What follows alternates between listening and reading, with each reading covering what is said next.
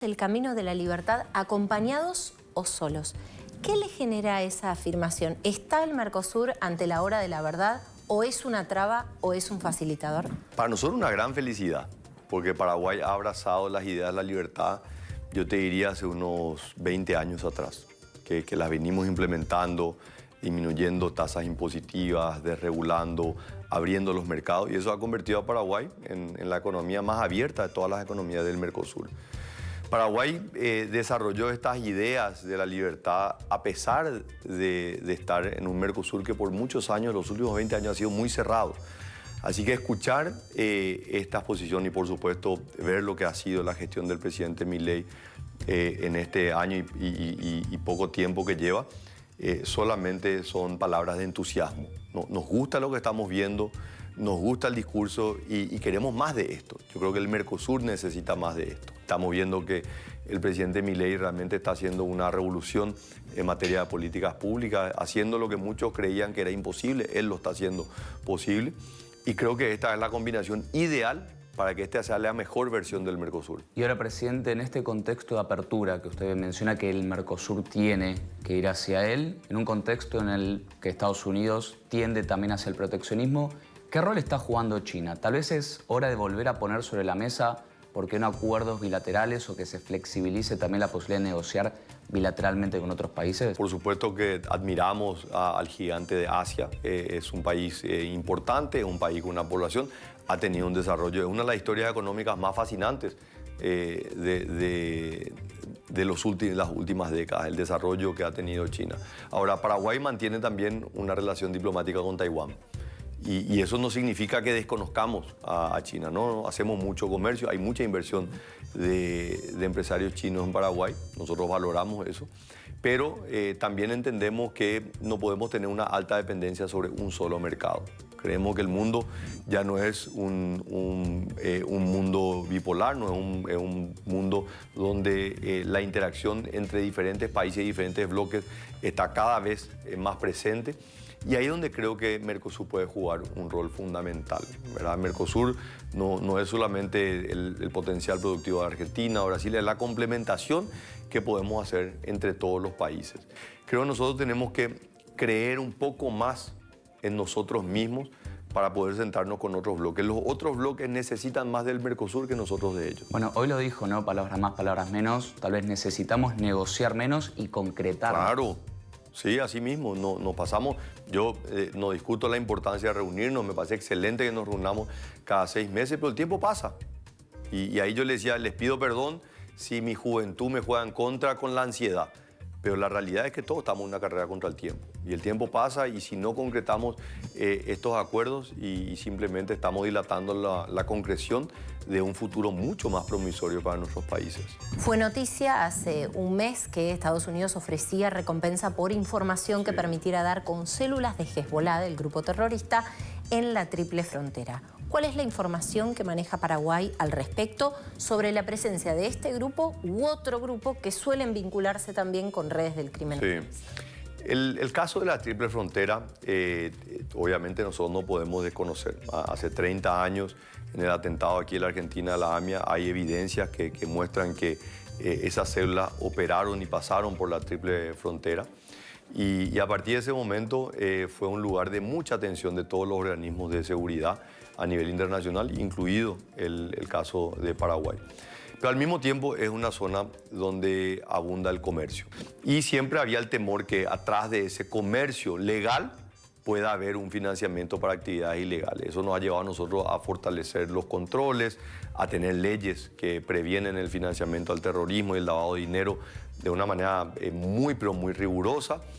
Y nos sentimos cómodos con los controles que hacemos, ¿verdad? Ahora, yo sí creo que hay un problema de una percepción que es mucho peor de la realidad. Esta semana presentó unos nuevos aviones de combate en Paraguay, un proceso que la Argentina también está llevando adelante, lo está llevando inclusive Chile, la remilitarización de los presupuestos. ¿La región está yendo a una remilitarización? ¿Y cuáles son los principales riesgos que tal vez está evaluando, observando? Cuando yo llegué en el 2023, yo dije, señores, jamás habrá desarrollo en una nación si primero no hay seguridad. Y hoy tenemos que equiparnos, tenemos que prepararnos, tenemos que darle las herramientas y no puede haber un temor a que esto signifique el retorno de un gobierno militar. No, no, no. Nuestro problema hoy no son ni los gobiernos militares, no son el conflicto armado con un país vecino. Nuestro problema se llama el crimen organizado. Contra eso tenemos que armarnos.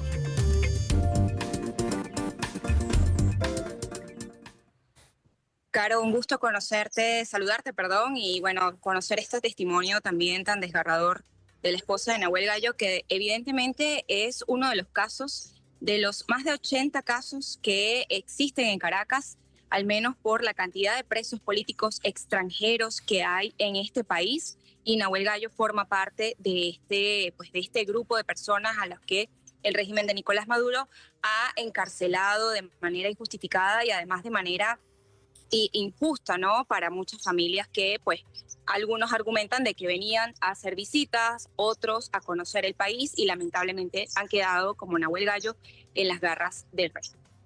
Bueno, a ver, te quiero preguntar a vos, Ima, porque obviamente acá en la Argentina es un tema central, es un tema que seguimos en la agenda. Fue noticia cuando volvió a la Argentina María junto con su hijito.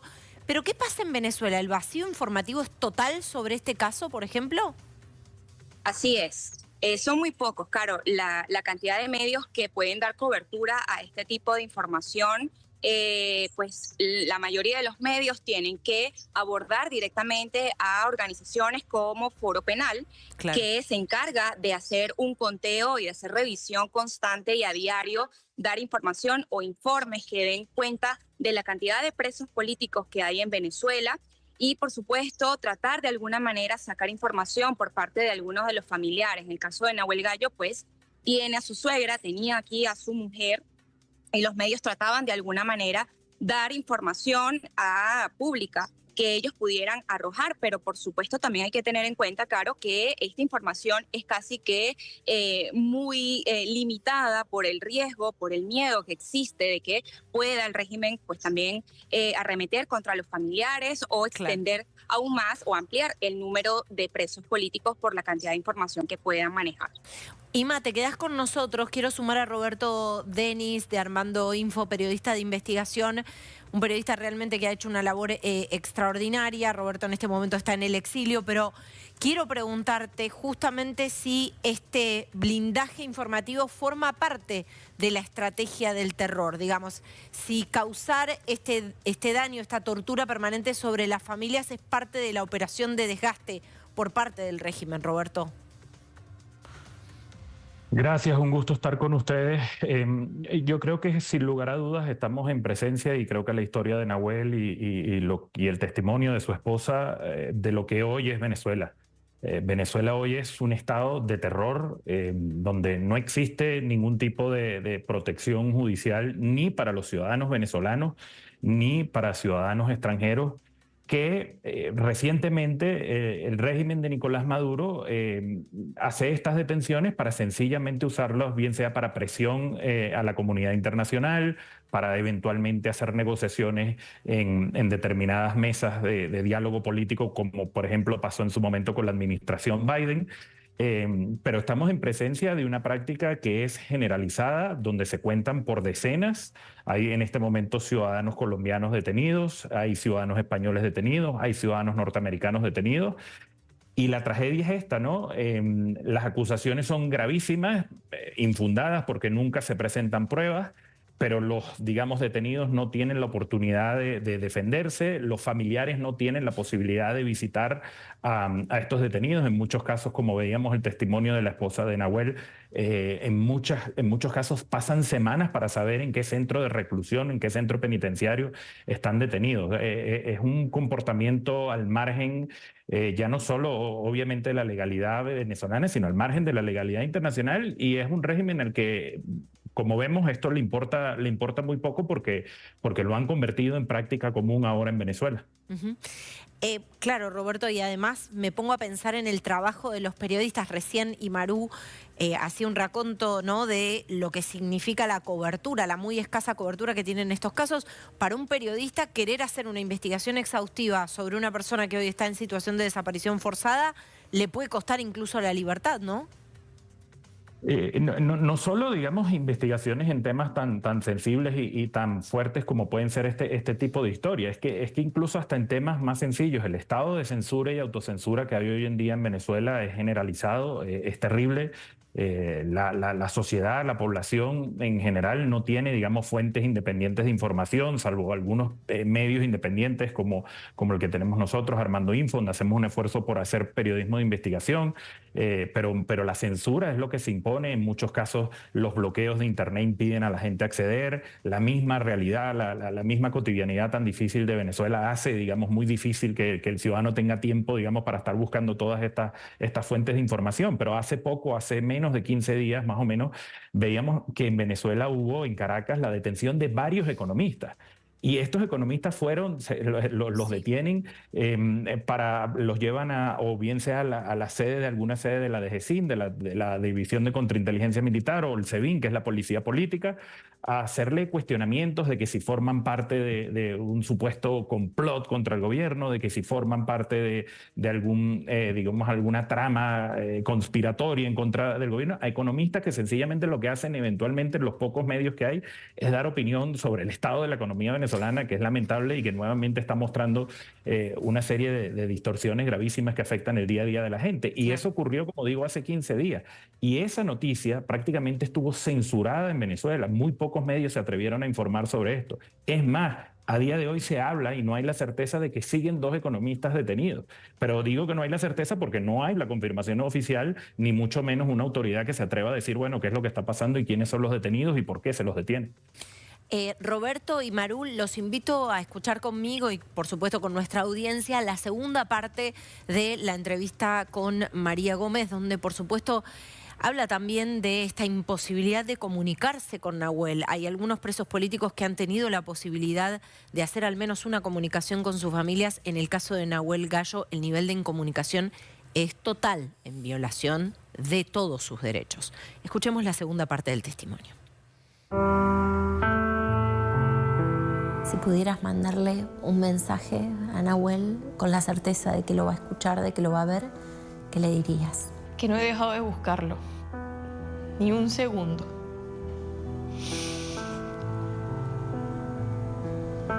Que no te he dejado de querer. Que todos los días le hablo a tu hijo de ti. Que todos los días sueño contigo.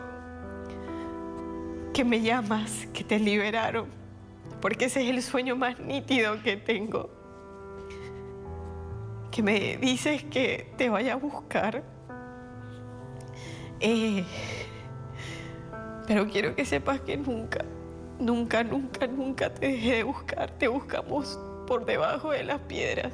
Y que si hoy estoy acá en Argentina, es cuidando a nuestro hijo, es dándole la estabilidad emocional que tiene que tener un niño de 2 años, no esas idas y venidas a cárceles, a tribunales, que a veces se me dormía en el cochecito bajo el sol, porque yo sé que a Nahuel no le hubiese gustado nada de eso.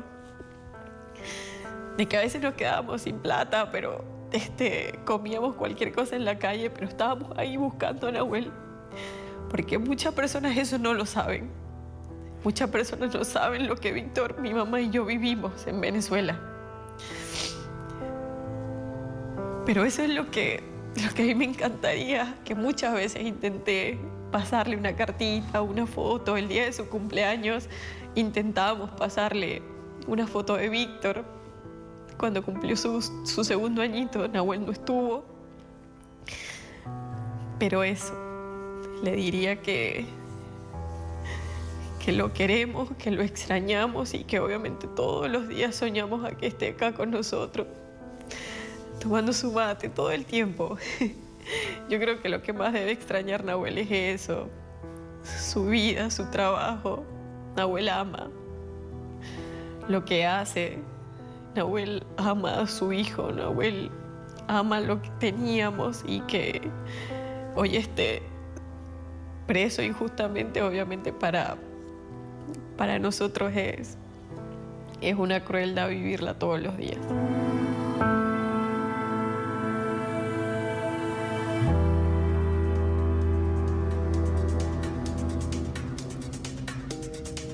Una crueldad vivirla todos los días, una crueldad que se multiplica por cientos si consideramos que hay más de 900 presos políticos en Venezuela, algunos de ellos extranjeros, otros ciudadanos venezolanos. Vuelvo con Imarú Rojas a Caracas para preguntarte, Ima, bueno, vos recién mencionabas al Foro Penal venezolano, por la situación de las organizaciones de derechos humanos que bregan por la liberación de estas personas, por la aplicación del debido proceso.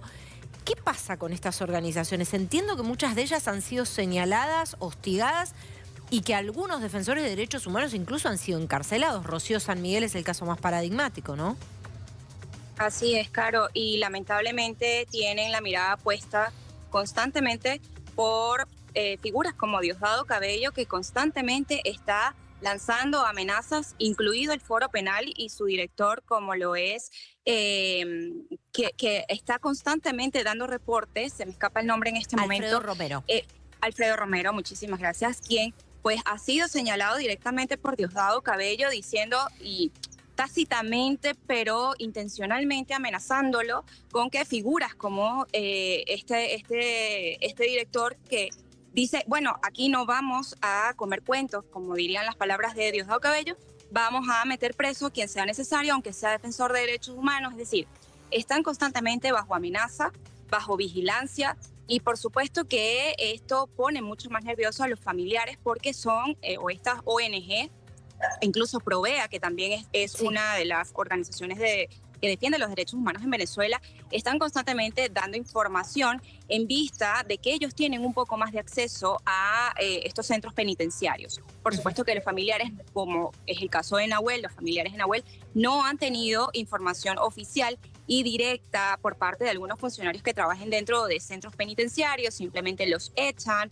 o los amenazan y ellos lamentablemente tienen que migrar o buscar información en estas ONG, y aún así las ONG hacen un esfuerzo gigantesco sobrehumano para darles información y que puedan estar tranquilos, pero es más la incertidumbre que la tranquilidad que les puede ofrecer este tipo de organizaciones que además viven el acoso constante por parte del régimen.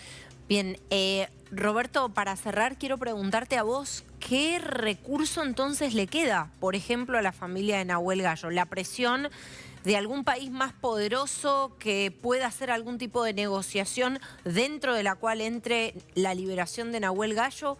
¿Qué recurso le queda? Lamentablemente, casi que ese es el único escenario que tienen. Y aquí, Carolina, yo sumo algo. A mí me parece terrible lo que está ocurriendo, el silencio que hay de parte de la comunidad internacional ante esto. O sea, estamos hablando que estamos en el año 2025 y hay un régimen como el venezolano que se da el lujo de tener ciudadanos de otros países, ya no solo los ciudadanos venezolanos, y vemos que no hay ningún tipo de reacción, no hay ningún tipo de condena, digamos, en términos generales sobre esta situación. Veíamos hace poco la noticia del presidente Lula visitando a Cristina Kirchner en Argentina. Bueno, el señor Lula Brasil es vecino de Venezuela y ha guardado un silencio absoluto después del fraude electoral del año pasado de este deterioro y de este estado de terror que se ha impuesto en Venezuela. Lo mismo con el presidente Gustavo Petro, que habla de lo que pasa en Rusia, Ucrania, en Gaza, en otros contextos internacionales, pero prefiere hacer silencio absoluto de lo que está pasando en el país vecino y donde hay ciudadanos colombianos detenidos. Lamentablemente lo que hemos visto en el pasado reciente es eso, que algunos de estos ciudadanos, cuando entran en algún tipo de negociación directa, bilateral, muchas veces de gobierno a gobierno, es que, bueno, se incluyen la liberación de estos ciudadanos. Así ha pasado, por ejemplo, con algunos ciudadanos norteamericanos. Claro. Es muy triste, pero lamentablemente esa es la situación y yo creo que, digamos, la comunidad internacional y los organismos internacionales tienen que abogar por casos como el de Nahuel, el de su esposa y el resto de presos políticos que hay en Venezuela. Personas como fichas de canje. Esa es la lógica que plantea la dictadura venezolana. Muchísimas gracias, Imarú Rojas, desde Caracas. Muchísimas gracias a Roberto Denis.